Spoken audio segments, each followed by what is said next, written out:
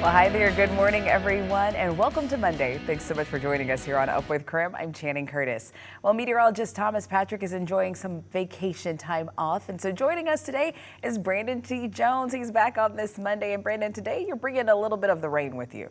Yeah, well, I mean, what's up with that? Thomas is enjoying baseball games and whatnot while he's out, and he leaves me here with the rain. But that's all right because it will be a soggy start to our week, but it's still looking good a little bit later into the week. But first, we've got to get through this rain and then some windy conditions today as well. But not too far away are some possible summer temperatures again. Currently 53 degrees, winds moving about 13 miles per hour as you take a live look over Coeur d'Alene.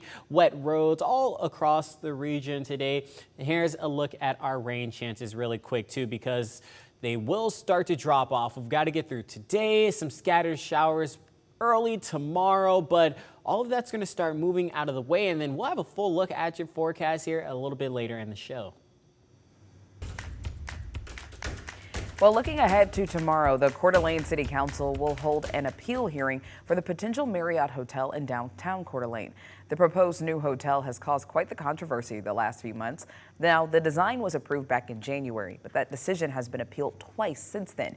Many community members are arguing that the hotel would create more traffic problems, block views, and hurt local businesses. That hearing is tomorrow night at 6 p.m. Well, the Spokane County prosecutor will not pursue criminal charges against 3 detectives involved in a standoff and shooting on Spokane South Hill last year. On Friday, prosecutors said all 3 detectives were justified in their use of force. In April of 2023, detectives say they confronted 49-year-old Jeremy Bash on outstanding warrants for assault and robbery. Police say that's when he shot at officers, and it led to an overnight standoff, prompting an emergency alert asking people nearby to shelter in place. Bosch was injured in the standoff. He's expected to be in court this month for a mental health sentencing alternative review hearing. After months of being on leave and under investigation, the University of Idaho's head volleyball coach resigned last week. He was under investigation for allegations of abuse against players. This morning, KREM 2's Nicole Hernandez spoke with one player who says she's relieved this finally happened.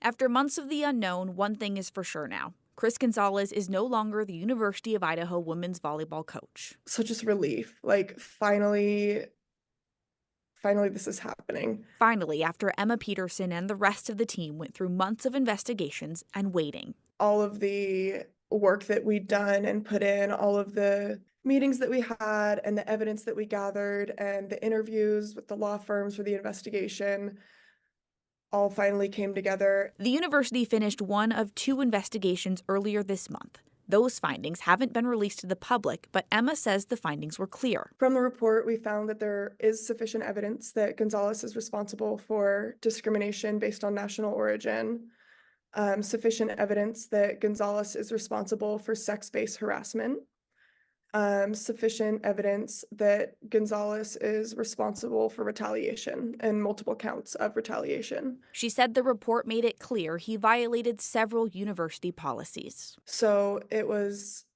very validating to see that. But that validation also comes with some frustration. I think the duration of this whole thing alone speaks heavily on the things that went wrong. In the last few months, KREM 2 has repeatedly asked the university its stance on these allegations. But now, since Gonzalez resigned, the university says it will not finish the other investigation. We're all incredibly disappointed that the climate and culture investigation is over and shut down because there was so much more.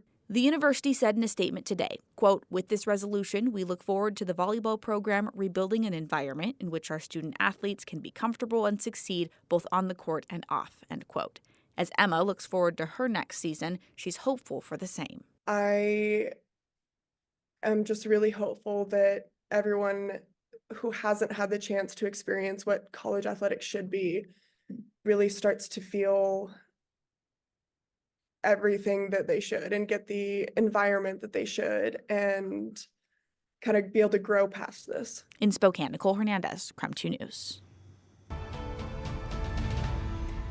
In California this morning, firefighters are still trying to put out a wildfire near San Francisco that started Saturday afternoon.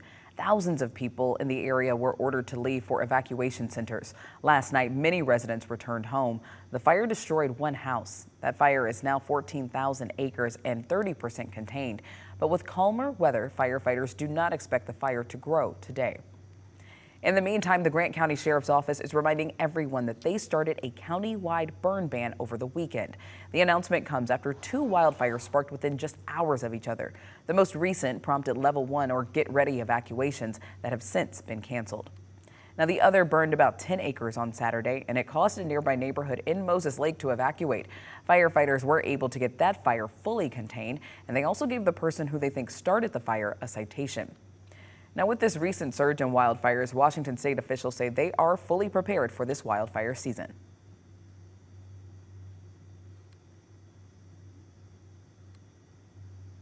We've got crews, equipment on the ground, and aircraft positioned in every corner of the state so they can get to any fire, no matter where it starts, within 30 minutes or less.